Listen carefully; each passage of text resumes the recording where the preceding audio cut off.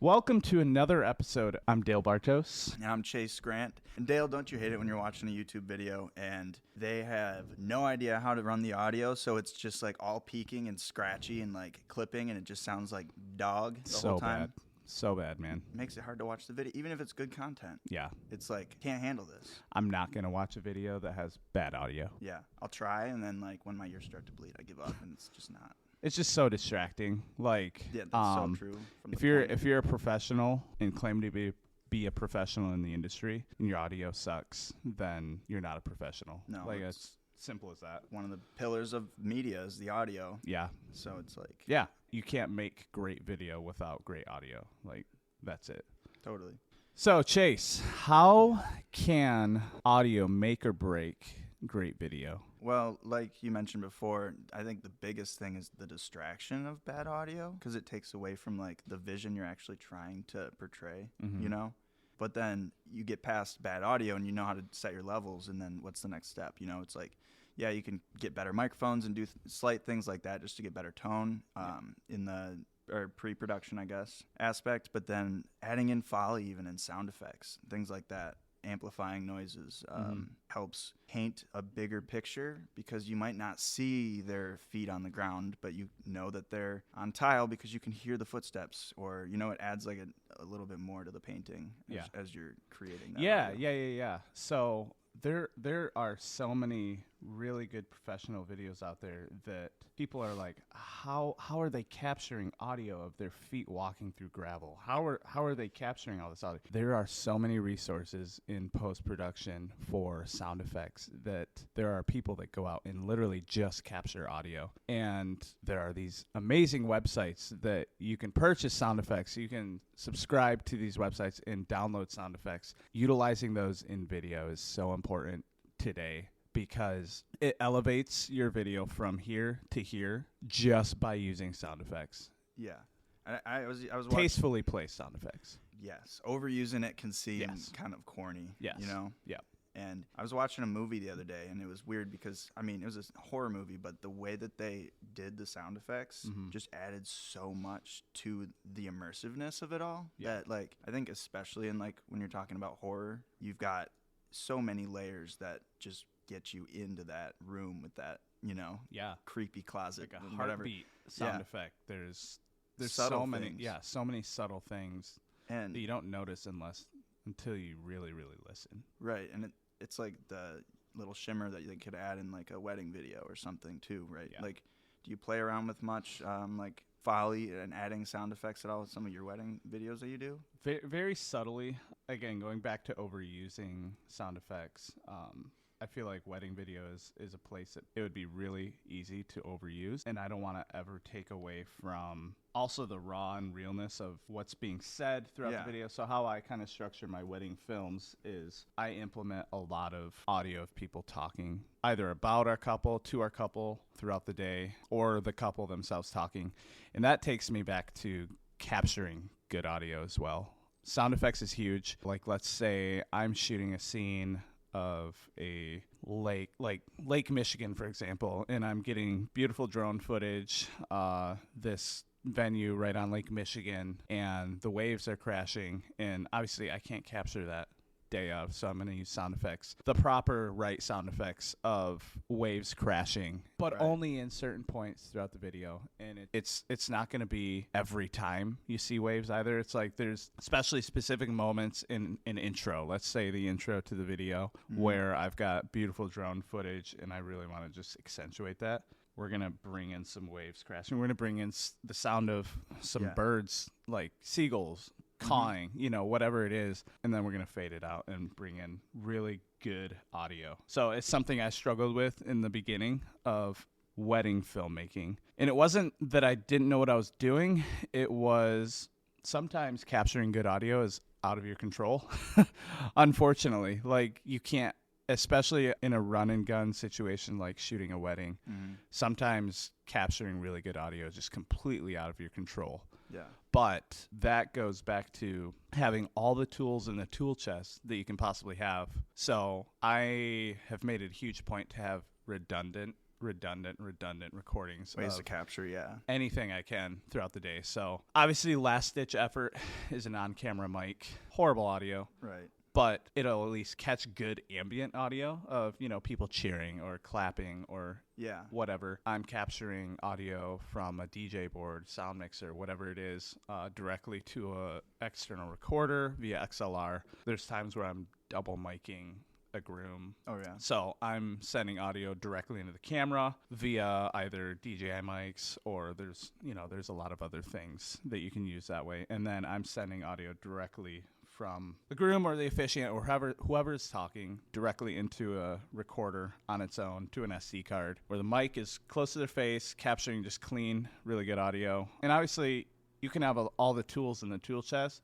but not know what you're doing with them too. Because, yeah, like you mentioned, being as close to their mouth as possible, it's like if you're not recording close enough to the source, then you're losing that good ratio of background noise to the source noise. Yeah, it's like this, for example, like you're capturing really good audio right now because you're getting the full range of my voice compared to we're back here. You're getting thinner, okay audio, but you're not getting the full range. Yeah, the depth to it. You're not getting the low frequencies, some of the mids. You're getting more high mids, upper frequencies, which can sound okay, but it's not going to sound full. Yeah, and you're getting more of the room too in the right. reverb, which can be useful in music, but not always with, especially like podcasts or anything like that. Totally. Definitely. So we talked about capturing good audio. We're talked about having every tool that you can possibly have to capture good audio. Yeah. What kind of post-production work can make or break good audio as well? Well, a really cool tool that I like to use too is like spectral audio editing. Mm-hmm. So you can, because when you think about recording like this one microphone and you have like, say my phone goes off, and makes a noise. It's all layered together. It's all printed together. My voice is overlapped with the same frequencies that are going on with that tone of the phone, for instance. But what spectral audio editing lets you do is go in there and basically like do surgery on the audio, cut that out, but still leave my voice in, which is, before that, it was just like you're either chopping that section out or leaving it alone, So that can be huge. Yeah. We've had, and I wasn't filming the wedding, but I was DJing the wedding. And it was during the ceremony when it was at a venue downstate, and they had a parking lot right next to where they were getting married in front of this beautiful barn. And there was a small disc golf course that public access to during the wedding. And some guy gets in his car, turns it on, rolls all his windows down, and just starts blaring music. Yeah. For like, just to be, I don't know if he was really trying to be rude or what it was, but like things like that, if you can go in and be able to like cut that out, if they're, in the recordings for their vows, like, they're going to appreciate that, and that's the extra step that not everyone can take, but as a real professional, something you want to strive for. Right.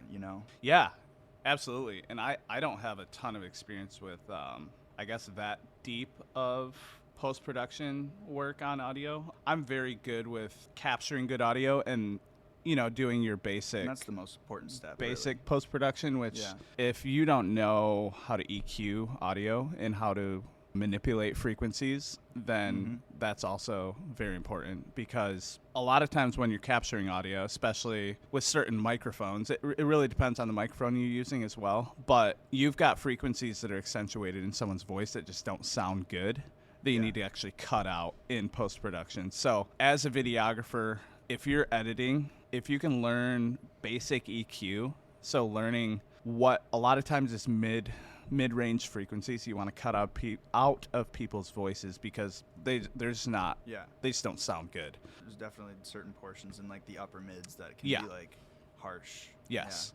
Harsh, and then you've got mud that you also want to cut out at times. It all depends on the person's voice too. So different voices changes what you're cutting frequency wise.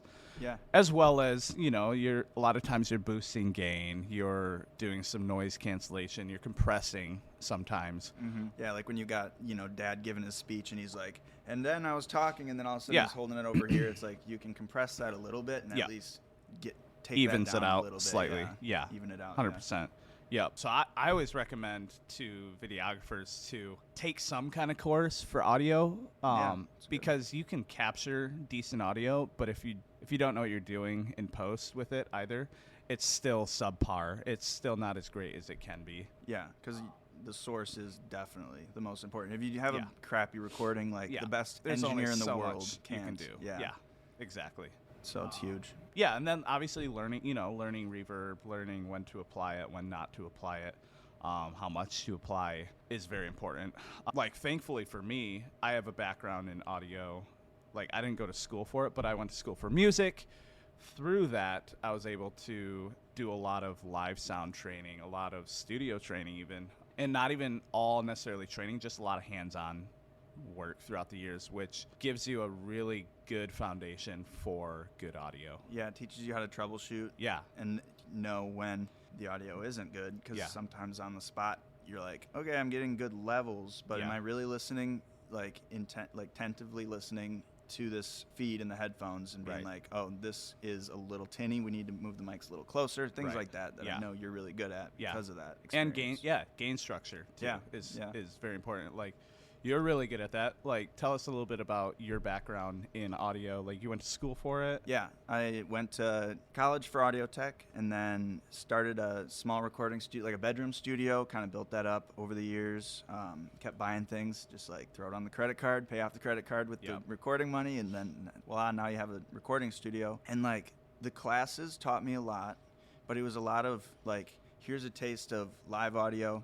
Here's a taste of studio work. Here's like a taste of post-production and more like Foley work and things like that. Sure. And then what do you like? And it kind of sets you in that direction. Mm-hmm. And I really liked the studio work. I liked the personal connection with people, being in that intimate setting a lot of times, working with musicians or podcasters or what have you. Mm. Well, and from there, I learned most everything just doing it. Like you were saying, like working with live audio, like you learn what works and what doesn't work for your setting. Yeah.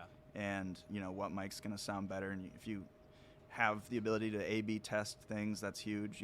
Like having a guinea pig to be like, all right, play these drums, and then I'm gonna swap out a few mics and try it with these, or try the drums with these mics, and like just that kind of testing. You just can't get that from just YouTube videos. A lot of times, you just gotta try it. Yeah, trial and error. And I got really lucky, I guess, with my background, because I've been in environments of sound audio for so many years now that it's something I'm always thinking of. It's something, it doesn't matter what I'm filming, it doesn't matter, like, I've been very involved with like church life stuff that has given me a lot of experience with audio, not just as a musician, but I've been the guy on the soundboard running live sound for different events, different services, whatever we've got going on. And it constantly makes you think. Gain structure, very important, because, again, we're going back to if the source is bad, if you're not getting a good source of audio, good input gain, there's only so much you can do. Well, and that helps you be a better musician, too, because then you understand how to be the good source to an extent, Yeah. Right. And it makes you a better filmmaker. It makes you better. Exactly. A better creator, You have to think about audio just as much as you have to think about video and what you're capturing. Because capturing good audio, but going back to the whole sound design thing, that's almost half of the aspect of storytelling. You're telling a story more so than just the video that you're capturing. You're telling a story with the audio because when you're implementing. When you're out there filming, you're not going to get that audio of the leaves rustling, or like the wind blowing through the leaves or anything like that. So like you said, with having the waves crashing, like adding that in post puts you back in that scene just that much more. It's just immersive. Cool. Like you, as the viewer, you want to be as immersed in this video as you possibly can be. So that involves, like for me, for wedding videos, it has involved capturing every single moment of anyone talking throughout the day. Again, I'm going back to wedding video because it's what I do mostly. Like it's my bread and butter. And what has taken my wedding films from here to here has been audio. And if you're not capturing good audio for your wedding films and you claim to be a wedding video professional, then you need to rethink that and get really good at really good audio. Because like circling back, it's overlooked a lot. So if you're just focused on everything else, which is all still important, composition and like lighting and everything, like no one wants to just see B-roll of someone's wedding day. No one just wants to see B-roll and say, oh, that's pretty footage and not actually be immersed, to actually feel like you're a part of the day, to actually, as the couple, to actually relive your wedding day. I don't think you can actually properly do that without good audio. Yeah. Like, you're just watching pretty video throughout the day. That means nothing. I mean, it means something to them, but if you can incorporate really good audio from speeches, like their best man and their maid of honor, like the sniffles, you know. Yeah, like when all things of get the emotional. emotion. Like, yeah. you can't capture emotion without audio. Like, For it's sure. just not a thing. So Yeah. it's great.